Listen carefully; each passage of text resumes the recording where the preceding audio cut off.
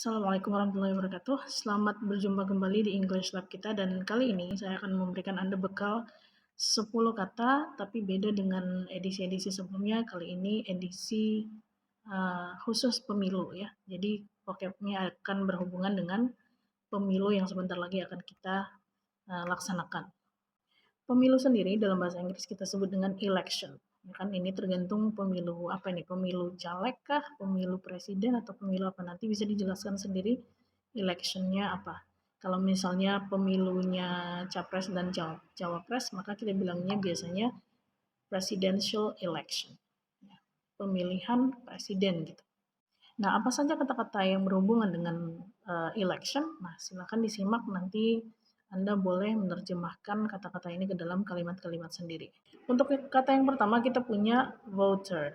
Voter itu dalam bahasa Indonesia kita sebut dengan pemilih ya. Jadi Anda, saya, kita semua ini namanya voters ya. Cuman kalau dia singular, kalau Anda sendiri kita bilangnya voter. Kalau banyak voters yang artinya dalam bahasa Indonesia adalah pemilih. Kalau ada pemilih, biasanya ada yang dipilih. Nah, yang dipilih ini biasanya kita sebut dengan candidate. Kalau dia kandidatnya banyak, maka kita sebut dengan candidates. Tambahkan S di belakang. Nah, candidates ini adalah untuk calon-calon yang mau kita pilih nanti di election. Kemudian, salah satu yang penting juga dalam cerita pemilu adalah partai ya. Jadi di mana-mana tuh biasanya kita berhadapan dengan partai. Nah, kalau partai itu dalam bahasa Inggris kita sebut dengan party, ya. Tapi bukan party yang pesta ya, bukan. Ini party yang untuk partai. Nah, supaya tidak membingungkan, kita biasanya menambahkan political, ya. Jadi political party supaya tidak bingung ini party yang disebut ini ya partai atau pesta ya, gitu. Jadi biasanya untuk menjelaskan partai kita tambahkan kata political di depan, jadi berubah menjadi political party, partai politik gitu. Nah, sebelum pemilu biasanya kita dihadapkan dengan acara-acara debate calon-calon yang mau kita pilih. Nah, itu kita sebut dengan debate ya. Kalau untuk pemilu presiden kita bilangnya presidential debate ya.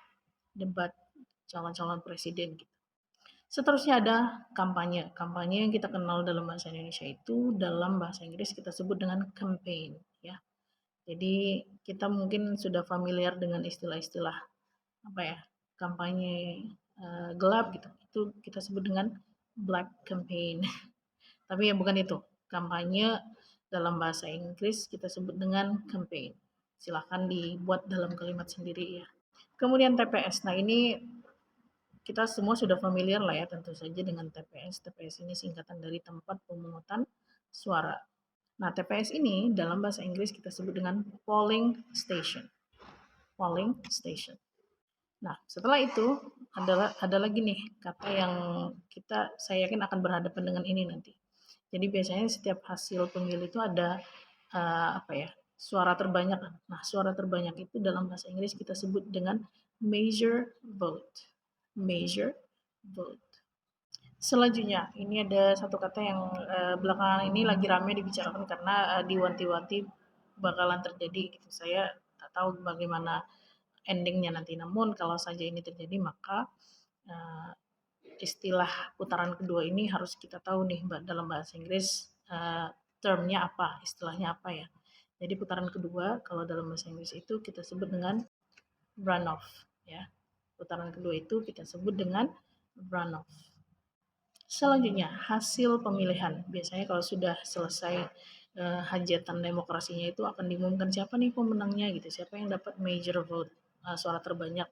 Nah, itu fenomena ini kita sebut election results ya. Hasil dari pemilu, election result. Nah, yang terakhir biasanya ketika sudah diumumkan siapa pemilik major vote atau election results-nya, siapa yang memenangkan hajatan demokrasi tersebut gitu ya. Sehingga muncullah kata kemenangan. Kemenangan dalam bahasa Inggris kita sebut dengan victory. Lawannya adalah kekalahan. Kekalahan dalam bahasa Inggris kita sebut dengan defeat ya. Nah, itu 10 kata silakan dipakai dan dipergunakan dalam kalimat bagus, dalam paragraf lebih bagus lagi ya, dalam bentuk esai sederhana mungkin supaya vocabnya nempel di otak masing-masing. Terima kasih atas perhatiannya. Sampai jumpa lagi di video selanjutnya. Assalamualaikum warahmatullahi wabarakatuh.